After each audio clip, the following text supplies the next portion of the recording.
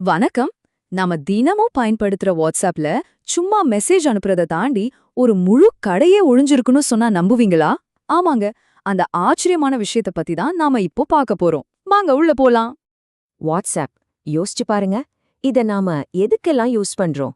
நண்பர்கள் கிட்ட பேச, குடும்பத்தோட தொடர்புல இருக்க, இன்னும் என்னென்னவோ விஷயங்களுக்கு. ஆனா இதுல நாம யாருமே பெருசா கவனிக்காத ஒரு அம்சம் இருக்கு. அது என்னன்னு தெரிஞ்சுக்க ரெடியா? சரி, முதல்ல நமக்கு நல்லா தெரிஞ்ச விஷயங்கள்ல இருந்து ஆரம்பிக்கலாம். வாய்ஸ் கால்ஸ், வீடியோ கால்ஸ், இது இல்லாம நம்ம ஒரு நாள் கூட ஓடாது இல்லையா? இதுதான் வாட்ஸ்அப்போட அடிப்படை.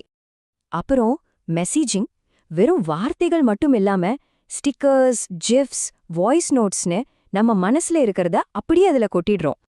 கடைசியா ஸ்டேட்டஸ், நம்ம வாழ்க்கையில நடக்கிற சின்ன சின்ன விஷயங்கள கூட உடனுக்குடன் அதுல பகிர்ந்துக்கிறோம். ஓகே, இந்த மூணும் நமக்கு அத்துப்படி. ஆனா கதை இங்க முடியல, இங்க தான் ஆரம்பிக்குது. இதெல்லாம் நமக்கு ரொம்பவே பரிச்சயமான விஷயங்கள். ஆனா ஒரு நாள் நீங்க சாதாரணமா சாட் பண்ணிட்டு இருக்கும்போது திடீர்னு இப்படி ஒரு லிங்க் உங்க கண்ணுல படுது. இந்த வரிய நல்லா கவனிங்க. வாட்ஸ்அப்பில் பட்டியலை பார்க்கவும். இதுதான் இந்த முழு விஷயத்தோட மையப்புள்ளி. பட்டியலா? அதுவும் வாட்ஸ்அப்லயா? என்னது இது? நம்ம மனசுல உடனே வர்ற கேள்வி இதுதான். மெசேஜ் அனுப்புற ஒரு ஆப்புக்குள்ள எப்படி ஒரு கேட்டலாக், அதாவது ஒரு பட்டியல் இருக்க முடியும்? இதென்ன புதுசா இருக்கே? சரி, அந்த கேள்விக்கான பதில் இதுதாங்க. WhatsApp catalogue. இது ஒரு மொபைல் கடைனே சொல்லலாம். எந்த ஒரு பிசினஸும் தனியா ஒரு வெப்சைட்டோ ஆப்போ இல்லாம அவங்களோட பொருட்களை நேரடியா வாட்ஸ்அப் ப்ரொஃபைல்லே ஒரு ஷோரூம் மாதிரி காட்ட முடியும். இங்க தான் ஒரு முக்கியமான திருப்பம்.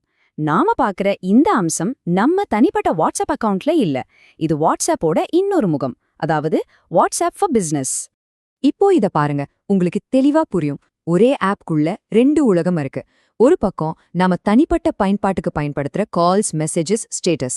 இன்னொரு பக்கம் முழுக்க முழுக்க பிசினஸுக்காகவே உருவாக்கப்பட்ட இந்த கேட்டலாக் அம்சம்.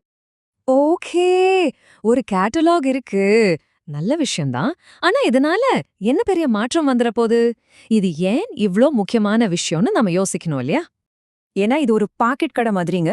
வாடிக்கையாளர்களான நாம புதுசா எந்த ஆப்பையும் தேடி போக வேண்டாம்.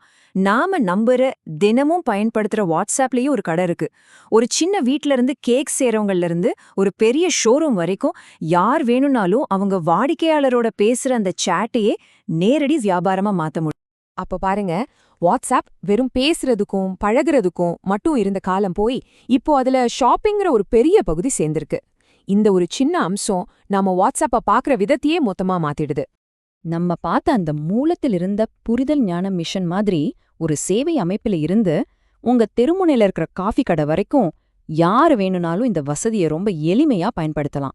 அதுதான் இதோட மிகப்பெரிய பலம். இதிலிருந்து நாம புரிஞ்சுக்க வேண்டிய முக்கியமான விஷயம் என்னன்னா, உரையாடலுக்கும், அதாவது நாம பேசிக்கிறதுக்கும், வர்த்தகத்துக்கும், அதாவது வியாபாரத்துக்கும் இடையில இருந்த கோடு மெல்ல மெல்ல மங்கிட்டு வருது. இதத்தான் உரையாடல் வர்த்தகம்னு சொல்றாங்க.